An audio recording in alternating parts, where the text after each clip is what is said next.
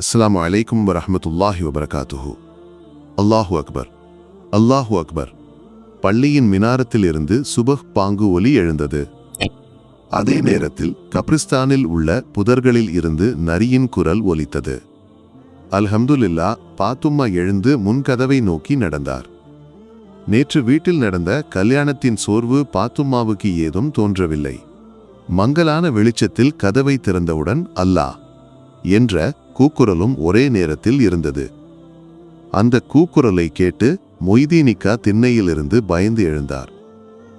எந்த மழையிலும் வெயிலிலும் மொய்தீனிக்காவின் தூக்கம் முன் திண்ணையில்தான். பாத்துமா வந்து ஒரு முறை தட்டி ஏய் என்று கூப்பிட்டால் மூப்பரும் எழுந்து விடுவார்.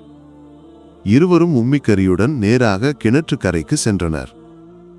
உழு செய்து இருவரும் ஒன்றாக சுபஹ் தொழுகையை முடித்த பிறகு பாத்துமா நேராக சமையலறைக்கு சென்றார்.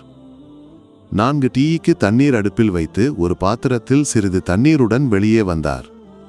அது ஆட்டின் மடியை கழுவுவதற்கான தண்ணீர்.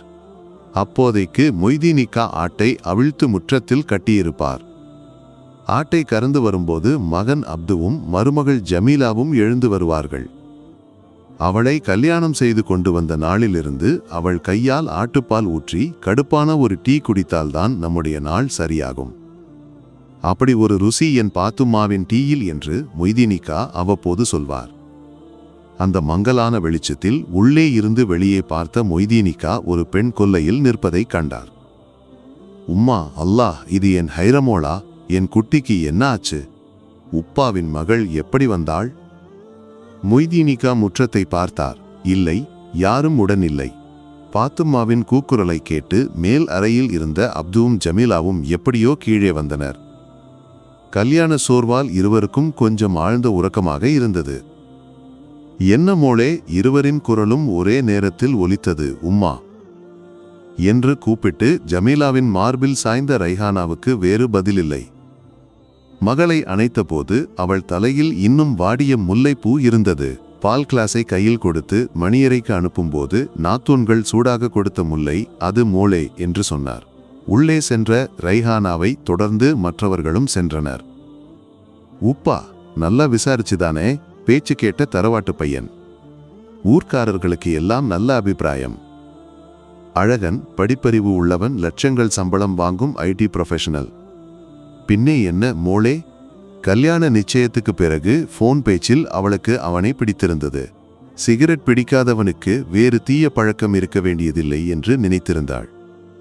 ஆனால் நேற்று இரவு மணியறையில் பாலுடன் சென்றபோது ஏதோ ஒன்றை என்னிடம் இருந்து மறைப்பது போல் தோன்றியது. பெரிதாக எடுக்காமல் ஒன்றும் தெரியாதவள் போல் இருந்த என்னிடம் பேசிக் கொண்டிருந்த போது அவனுக்கு நடுக்கம் வந்தது. பேச்சு தடைப்பட்டது, பதறியது. நான் கேட்டபோது ஏய், ஒண்ணுமில்ல, நீ படு என்று சொல்லி என் அருகில் படுத்தவனின் கைகள் உரசியது. பற்களை கடித்து அடக்கியது. என்னை பயமுறுத்தியது. தூக்கம் நடித்து கிடந்த நான் மேலே கண் திறந்து பார்த்தபோது அதிர்ந்து போனேன். அவன் கைத்தண்டையில் இருந்து சிரிஞ்சை உருவிக் கொண்டிருந்தான். பெங்களூரில் படிக்கும்போது பழகியது. மாற்ற நிறைய முயற்சி செய்தேன், முடியவில்லை. காலையிலும் மாலையிலும் இது கிடைக்காவிட்டால் எனக்கு பைத்தியம் பிடிக்கும். கல்யாணமானால் சரியாகிவிடும் என்று வீட்டுக்காரர்கள் வற்புறுத்தி உன்னை கல்யாணம் செய்தார்கள். நீ கொஞ்சம் அட்ஜஸ்ட் செய்.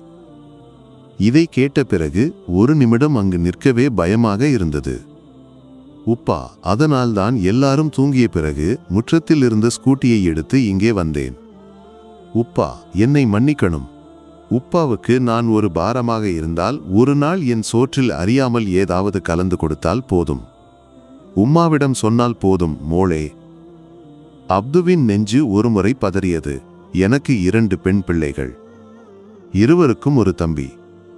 உன்னை விட உயரமும் தடியும் உன் தங்கைக்கு வந்தபோது எந்த உப்பாவைப் போலவே நானும் ஆசைப்பட்டேன், மூத்தவளை விரைவாக கல்யாணம் செய்து வைக்க வேண்டும் என்று. தவறாகிவிட்டது உப்பாவுக்கு மோளே. உப்பாவை மன்னி. மீதி விஷயங்களை எல்லாம் பகல் வெளிச்சத்தில் உப்பா பார்த்து கொள்கிறேன். கல்யாண நிச்சயத்திலிருந்து ஒரு தம்பியைப் போல எல்லா விஷயத்திலும் உடன் நின்றவன் பைசல். கடந்த 3 நாட்களாக வேலைக்கு கூட போகாமல் பாவம் எல்லாவற்றையும் பார்த்து நடத்தினான். நேற்று இரவு கதிரைகளையும் மேஜைகளையும் ஒழுங்கு செய்து சாப்பிடாமல் முற்றிலும் சோர்ந்து அபூக்கா, நான் கொஞ்சம் தூங்கட்டும் என்று சொல்லி உறங்கியவன் ஒரு முறை என்னிடம் கேட்டிருந்தான். அப்துகா, உங்க மகளை எனக்கு நிக்காக செய்து தருவீங்களா? எனக்கு ரைஹானாவை ரொம்ப பிடிக்கும். நான் ஒரு முறை சிரித்துவிட்டு வெறும் 900 ரூபாய் கூலி வாங்கி பெயிண்டிங் வேலை செய்யும் அவனை எப்படி என் மகளுக்கு கல்யாணம் செய்து வைப்பேன் என்று நினைத்தேன்.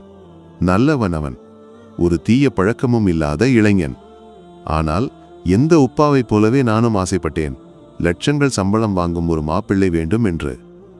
தவறாகிவிட்டது. ஒரு நாள் தெரிந்தவனை விட ஒரு ஆயுள் முழுவதும் அறிந்தவனை தேர்ந்தெடுக்க வேண்டும். எப்படியோ பகல் வெளுக்கட்டும், பிறகு ஒரு முடிவுக்கு வர வேண்டும். மறுநாள் காலை ஏதோ மனதில் முடிவு செய்து உறுதியாக அப்து வெளியே காலெடுத்து வைக்கும்போது போன் மணி அடிக்கும் சத்தம் கேட்டது. மறுமுனையில் எதிர்பார்த்தபடி புதியாப்பிள்ளையின் உப்பாதான். ரைஹானா அவளை காணவில்லை. அவள் இங்கு வந்துவிட்டாள் என்று அவரின் பதற்றத்துக்கு அப்து முற்றுப்புள்ளி வைத்தார். நீங்கள் ஸ்கூட்டி எடுத்து வந்தால் நான் அதை திருப்பி அனுப்புகிறேன். அதில்லை அப்து, அவள் ஏன் இப்படி? அவளுக்கு என்ன ஆச்சு? இல்லை, அவளுக்கு எந்த நோயும் இல்லை. நோய் உங்கள் மகனுக்கு. அதை அவனிடமே கேளுங்கள். அப்து போனை கட் செய்தார். அப்து கவலைக்கு செல்வதற்கு முன்பே செய்தியும் அதை பற்றிய விவாதமும் மம்மது கானின் டீக்கடை பெஞ்சில் ஆரம்பித்துவிட்டது. பெண்ணின் அகம்பாவம் என்று இதை வேறு எப்படி சொல்வது? ஏசல் மம்மது. அகங்காரத்துக்கு கை கால்கள் வைத்தது அந்த பொருள் பரதூஷண நாயர். அப்படியே செய்தி டீக்கடை பெஞ்சிலிருந்து தீப்பற்றி சமையலறையிலிருந்து சமையலறைக்கு பரவியது. குஞ்ஞாமி, இப்போ பைசலை எழுப்பு. அவனை அப்துகானின் வீட்டுக்கு போகச் சொல்லு. பாவம், உடைந்து போயிருப்பான். நல்ல பெண்ணாக இருந்தவள். என்ன ஆச்சு? ரபே, பைசலின் உப்பா சொன்னதை கேட்டு உம்மா, குஞ்ஞாமி, நல்ல பெண்ணாக இருந்தவள் ரைஹானா. ஒரு காரணமும் இல்லாமல் அவள் இப்படி வரமாட்டாள் என்று சொல்லி குஞ்ஞாமி உம்மா பைசலை எழுப்பினார்.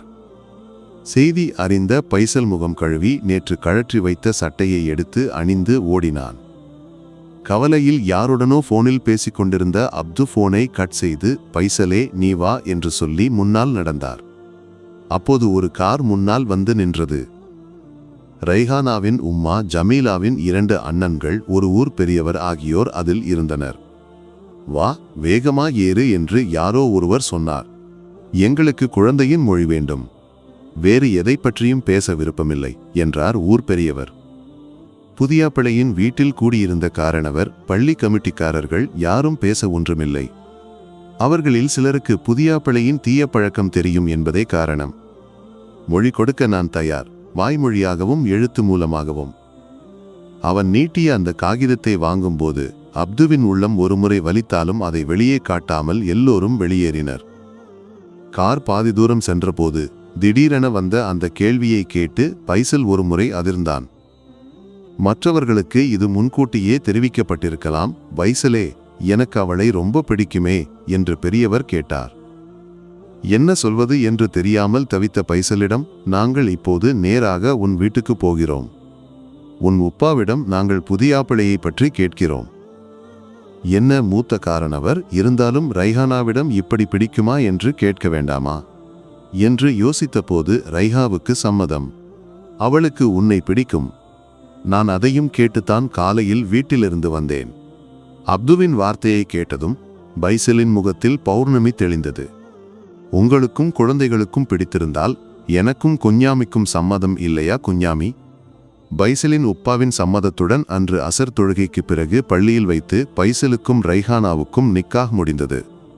பைசலும் சில நண்பர்களும் உறவில் உள்ள சில பெண்களும் சென்று அவளை அழைத்து பைசலின் வீட்டுக்கு வந்தனர். கொஞ்சம் சிரமமுள்ள வீடுதான். நாம் அதையெல்லாம் பொறுத்து கொள்ள வேண்டும். இன்ஷா அல்லாஹ் நாம் வீடு மாறலாம். எனக்கு ஆரோக்கியம் உள்ளவரை உன்னை பசியோடு வைக்க மாட்டேன். நான் காரணமாக உன் கண்கள் ஒருபோதும் கலங்காது. அது உன் உப்பாவுக்கு நான் கொடுத்த வாக்கு. அந்த வாக்குதான் என் முத்துக்கு நான் தருவது. அறியாமல் அந்த நெஞ்சோடு ஒட்டிக்கொண்டாள் ரைஹானா. 1000 கனவுகள் அங்கே பூத்து விரிந்தன. மலர் மொட்டுகள் ஒவ்வொன்றாக விரியத் தொடங்கின. அந்த இடமே நதியாகி நதியில் பால் பெருக்கெடுத்தது. வெட்கத்தால் முகம் மறைத்த ரைஹானாவையும் அல்லாஹு சுப்ஹானஹு தஆலா நம் எல்லோரின் குடும்ப வாழ்க்கையையும் சுகமாகவும் மகிழ்ச்சியாகவும் ஆக்கி தரட்டும். ஆமீன். இந்த வீடியோ உங்களுக்கு எட்ட காரணமானவர்களுக்கு தனியாக துஆ செய்ய வேண்டும் என்று நினைவூட்டுகிறேன். இன்ஷா அல்லாஹ் மற்றொரு வீடியோவுடன் பின்னர் சந்திப்போம். துஆவுடன் அஸ்ஸலாமு அலைக்கும் வரஹ்மத்துல்லாஹி வபரகாத்துஹு.